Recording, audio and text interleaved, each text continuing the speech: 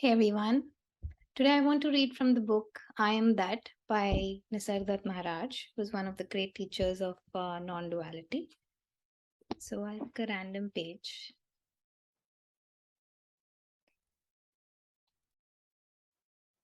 So this is the chapter is called What is Pure, Unalloyed, Unattached is Real.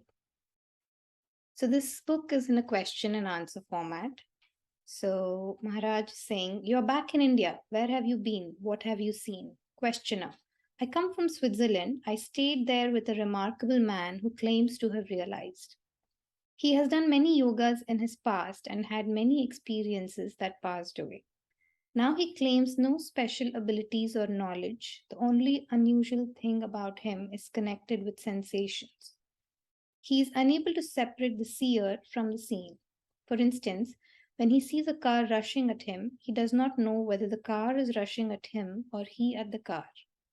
He seems to be the seer and the seen both at the same time. They have become one. Whatever he sees himself. When I asked him some Vedantic questions, he said, I really cannot answer. I do not know. All I know is this strange identity with whatever I perceive. I expected anything but this. He is, on the whole, a humble man. He makes no disciples and in no way puts himself on a pedestal. He is willing to talk about his strange condition, but that is all. Maharaj. Now he knows what he knows. All else is over. At least he still talks. Soon he may cease talking. Questioner. What will he do then? Maharaj. Immobility and silence are not inactive. The flower fills the space with perfume, the candle with light. They do nothing, yet they change everything by their mere presence. You can photograph the candle, but not its light. You can know the man, his name and appearance, but not his influence. His very presence is action. Questioner. Is it not natural to be active? Maharaj. Everybody wants to be active, but where do his actions originate? There is no central point. Each action begets another meaninglessly and painfully in endless succession. The alteration of work and pause is not there. First, find the immutable center where all movement is born. Just like a wheel turns around an axle, so must you always be at the axle in the center and not whirling at the periphery. Questioner. How do I go about it in practice? Maharaj, whenever a thought or emotion of desire or fear comes to your mind, just turn away from it. Questioner, by suppressing my thoughts and feelings, I shall provoke a reaction. Maharaj, I'm not talking of suppression, just refuse attention. Questioner, must I not use effort to arrest the movements of the mind? Maharaj, it has nothing to do with effort. Just turn away. Look between the thoughts rather than at the thoughts. When you happen to walk in a crowd, you do not fight every man you meet. You just find your way between. Questioner. If I use my will to control the mind, it only strengthens the ego. Maharaj, of course, when you fight, you invite a fight. But when you do not resist, you meet with no resistance. When you refuse to play the game, you are out of it. Questioner.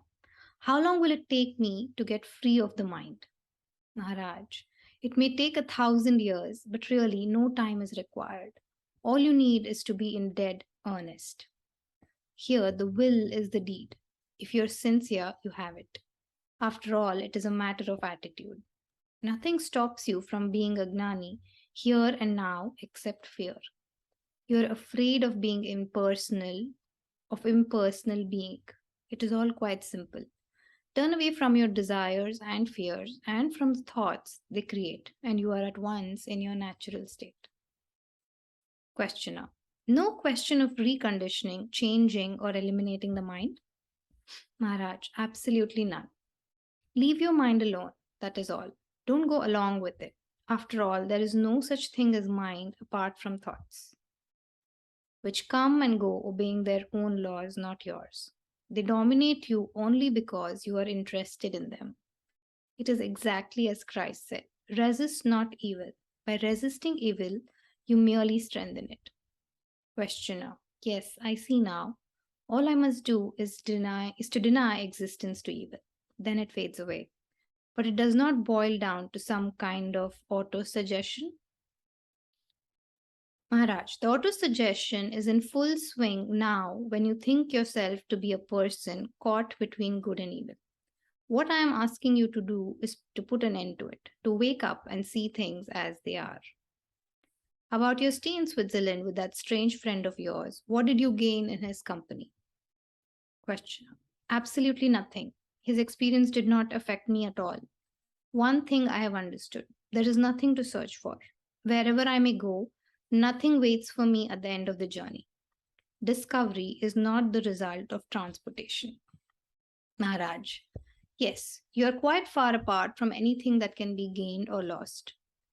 Questioner: do you call it vairagya, relinquishment, or renunciation? Maharaj: there is nothing to renounce. Even if you stop acquiring, to give you must have, and to have you must take. Better not to take. It is simpler than to practice renunciation, which leads to a dangerous form of spiritual pride.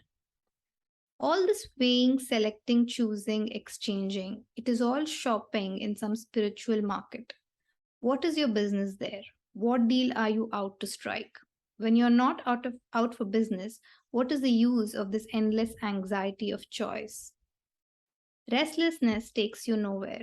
Something prevents you from seeing that there is nothing you need. Find it out and see its falseness. It is like having swallowed some poison and suffering from unquenchable craving for water. Instead of drinking beyond all measure, why not eliminate the poison and be free of this burning thirst? I shall have to eliminate the ego, said the questioner.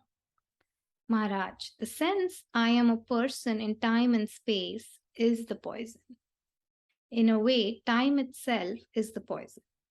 In time, all things come to an end and new ones are born to be devoured in their turn. Do not identify yourself with time. Do not ask anxiously, what next? What next? Step out of time and see it devour the world. Say, well, it is in the nature of time to put an end to everything. Let it be. It does not concern me. I am not combustible, nor do I need to collect fuel. Questioner: can the witness be without things to witness? Maharaj, there is always something to witness. If not a thing, then its absence. Witnessing is natural and is no problem. The problem is excessive interest, which leads to self identification. Whatever you are engrossed in, you take to be real. Questioner: is the I am real or unreal? Is the I am the witness? Is the witness real or unreal? Maharaj, what is pure, unalloyed, unattached is real. What is tainted, mixed up, dependent, and transient is unreal. What is pure, unalloyed, unattached is real. What is tainted, mixed up, dependent, and transient is unreal. Do not be misled by words. One word may convey several and even contradictory meanings. The I am that pursues the pleasant and shuns the unpleasant is false.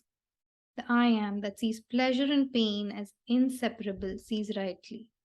The witness that is enmeshed in what he perceives is the person. The witness who stands aloof, unmoved, and untouched is the watchtower of the real. The point at which awareness, inherent in the unmanifested, contacts the manifested. There can be no universe without the witness. There can be no witness without the universe. Questioner: time consumes the world. Who is the witness of time? Maharaj, he who is beyond time, the unnameable. A glowing ember moved round and round quickly enough appears as a glowing circle.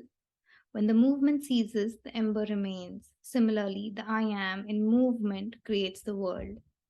The I am at peace becomes the absolute. You are like a man with an electric torch walking through a gallery. You can see only what is within the beam. The rest is in darkness.